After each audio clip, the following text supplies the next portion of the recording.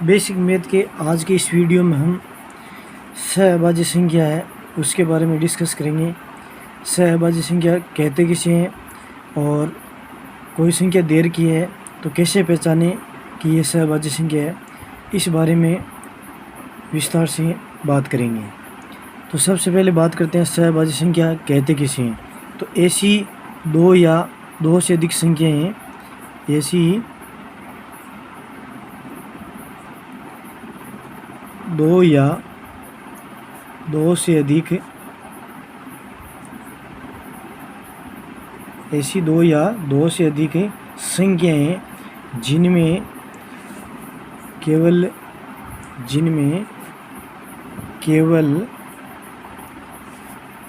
एक उभयनिष्ठ गुणनखंड हो, केवल एक उभयनिष्ठ गुणनखंड हो, ऐसी दो या दो से अधिक संख्याएं जिनमें केवल उभयनिष्ठ एक है, ये वन होता है, ये एक उभयनिष्ठ गुणनखंड हो, सहअभाज्य संख्या कहलाती है।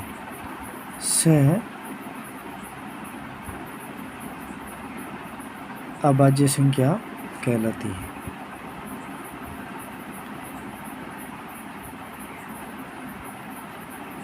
यानी दो या दो से अधिक ऐसी संख्याएं जिनमें केवल एक ही उभयनिष्ठ गुणनखंड हो, सहअभाज्य संख्या कहलाती है। ये तो इसकी परिभाषा है।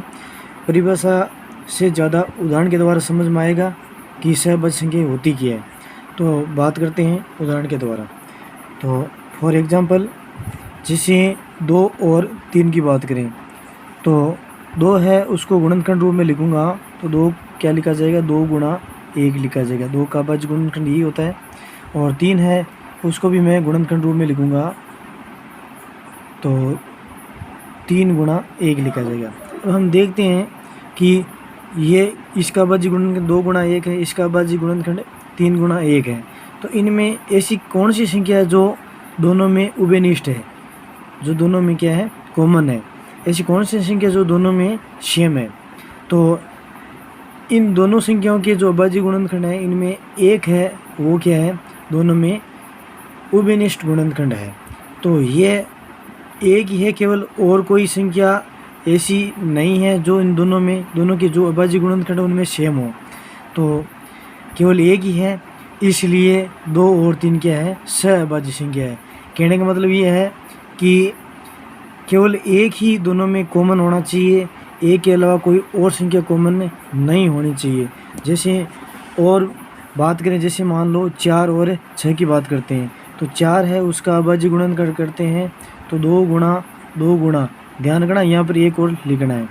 और 6 है उसकी बात करें तो 6 है उसको लिख सकते हैं 2 गुणा 3 गुणा 1।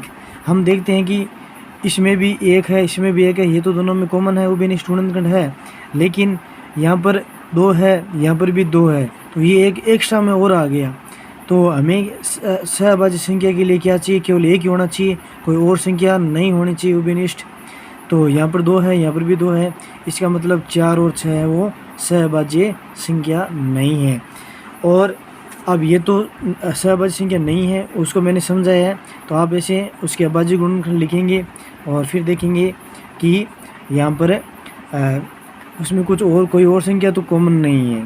कहने का मतलब आप इसको ऐसे भी समझ सकते हो कि जैसे 4 और 6 है और ये 2 और 3 है। यहाँ पर हम देखते हैं कि 2 और 3 में 1 का भाग जाता है और 2 का जाता है और 3 का जाता है।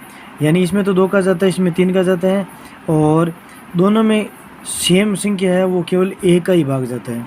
इसमें बात करें तो इसमें 1 का जाता है, इसमें भी 1 का जाता है, इसमें 2 का जाता है, इसमें भी 2 का जाता है। तो 1 का तो जाता है वो तो ठीक है, लेकिन इसमें भी 2 का जा रहा है, इसमें भी 2 का जा रहा है, तो ये सहअभाज्य संख्या नहीं होगी। अब जैसे बात करें 7 और 8 की, तो 7 है उसका हम अभाज्य गुणनखंड लिखें तो 7 गुणा 1 लिखा जाएगा। 8 है वो लिखा जाएगा 2 गुणा 2 गुणा 2 गुणा 1। तो अब हम इनमें देखते हैं कि ऐसी कौन सी संख्या है जो दोनों में कॉमन है। तो यहाँ पर 1 है, यहाँ पर भी क्या है, 1 है, तो ये 1 सेम है, और कोई भी संख्या दोनों में सेम नहीं है, तो ये क्या है, सहअभाज्य संख्या है। अभी मैंने जैसे इन दोनों को समझा है वैसे भी इसको समझ सकते हो आप। 7 और 8 की बात करें तो ये 7 है, इसके अंदर 7 का भाग जाता है, यानी 7 का भाग जाता है, और 8 का भाग जाता है, और 1 का भाग जाता है। तो इसमें 7 का भाग जाता है, इसमें 8 का जाता है। और सेम संख्या की बात करें तो दोनों में 1 का भाग जाता है, और कोई ऐसी संख्या नहीं है जिसका दोनों में भाग जाता है। तो ये दोनों संख्याएँ कैसी होगी? सहभाज्य संख्याएँ हो गई। तो इसे आप चेक कर सकते हो कि सहभाज्य संख्या है या नहीं है।